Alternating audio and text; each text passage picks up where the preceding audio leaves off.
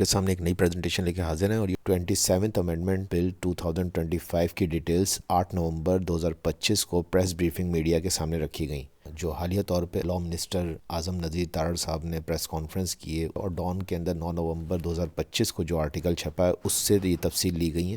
Document میں بتایا گیا کہ judicial commission of Pakistan JCP یعنی اب ایک جوڈیشل کمیشن یہ پاور رکھے گا کہ کون سا جج کہاں ٹرانسفر ہوگا یا رہے گا، یہ پاور اب حکومت یا وزیر اعظم پرائم منسٹر کے پاس نہیں ہوں گے۔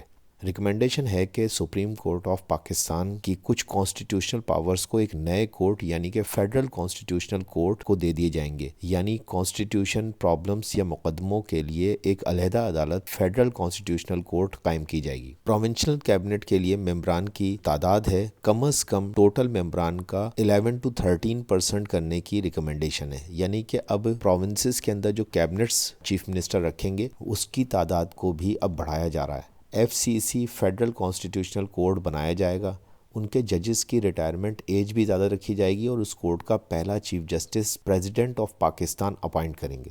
ہائی کورٹ کے ججز کو ٹرانسفر کیا جا سکے گا، اگر وہ ایگری نہیں کریں گے تو ان کو ریٹائر کر دیا جائے گا۔ اور اس کے ساتھ ساتھ آرٹیکل 243 میں بھی امینڈمنٹ کی جا رہی ہیں۔ Chairman joint chief of staff committee کا عہدہ ختم کر دیا جائے گا۔ فیلڈ مارشل ساری زندگی یونیفارم میں رہیں گے اور chief of army staff COAS اب تبدیل ہو کے chief of defence forces CDF کے اندر تبدیل ہو جائیں گے، یعنی کہ تینوں فوجوں کے چیف اب ایک ہی ہوں گے۔